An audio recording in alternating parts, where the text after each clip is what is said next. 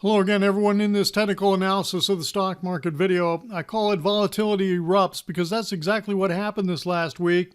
After the VIX index being way low, way down in the basement, we got an eruption this week. We'll talk about that. We're going to look at the Nasdaq Composite, and we're going to check in on gold. Haven't looked at gold since late October.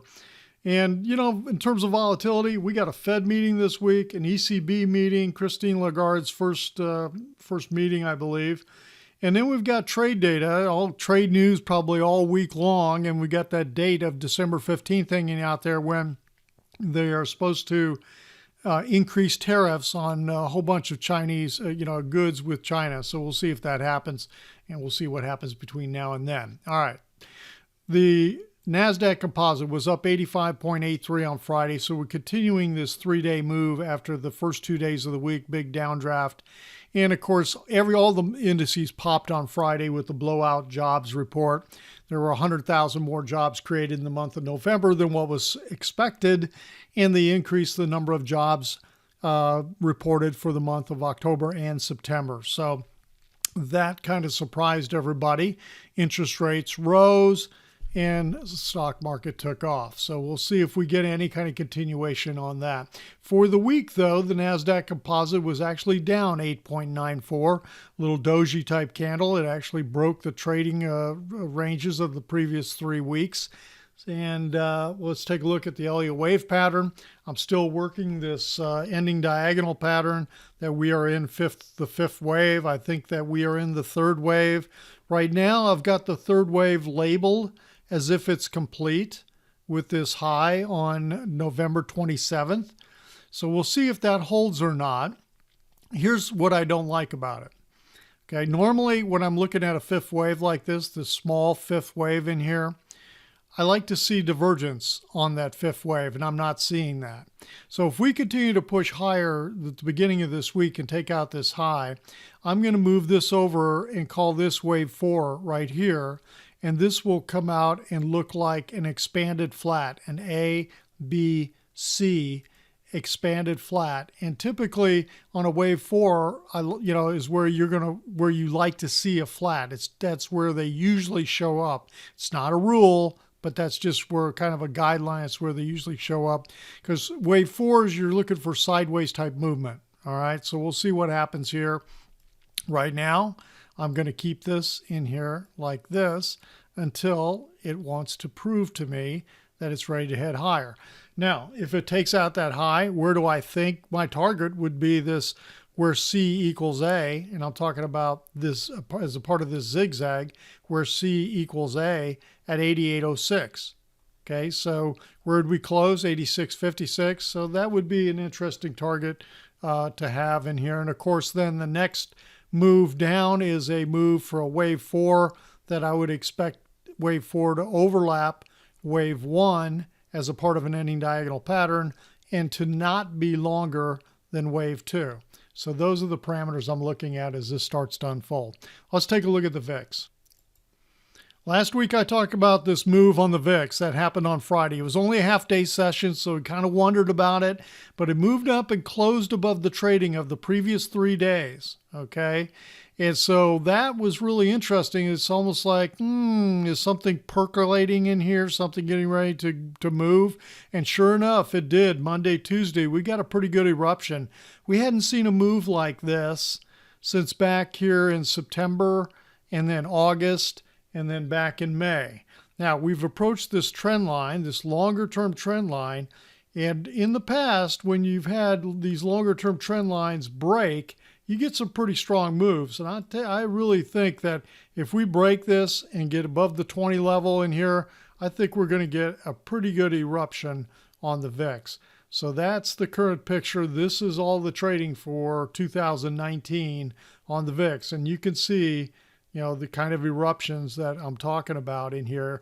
This could be the start of something, although we've gotten a pretty good little pullback over the last 3 days in here. It could also be possibly like a little bit of a bull flag, with this being a flagpole and a little bit of a flag kind of hanging in here. But we're going to need to see some continuation to the upside for that to be the case. All right, let's take a look at gold. Last time I looked at gold was back over here on October 26th. This is October 25th, and it was Saturday the 26th, I believe. And I really thought this was getting ready to take off. We got a pull back, and then it turned, and I thought, here we go. But no, it came up, and it just couldn't go anywhere. And so with this consolidation pattern that's going on in here has really carried on a lot longer than I thought it would. So to me, I'm kind of drawing a line in the sand at this low over here, the November 12th low. The low is 136.19. If it takes that low out, I really think, okay, something else has got to be going on. Right now, we'll see. I mean, it's been trying to move, with the beginning of the week, with the move down in the market, it got a little bit of a pop, but just couldn't hold it. And on Friday, gave it back some, and we'll see what happens, see if it continues to sell off or not. For the week, so it was down $1.38 on Friday, and for the week, it was down 24 cents. So you can see the move that it tried to do, took out 3-week highs in here. So we'll see if this wants to run. Let's take a look at the Elliott wave picture on GLD. So this is the view I've got. I think that I'm looking for a fifth wave move to the upside in here. I know this is a short little wave 2. It fits the pattern. Strong wave 3. Wave 4 pulled back almost exactly 38% of 3, which fits a perfect pullback in here. But again, if this low gets broken, that's that low of the November 12th that I just talked about. This is a weekly view here now. If this low gets broken, then I've got to sit back and say, okay, something else is going on. And there's no rule or anything. It's just my feeling in terms of the way this looks and the way it's acting.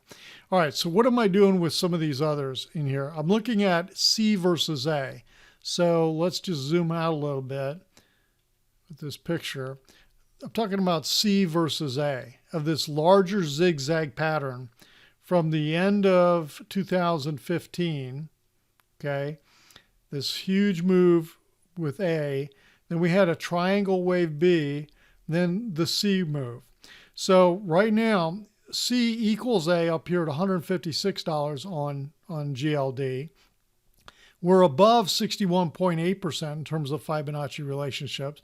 So we are in that zone that says, well, we could have ended here.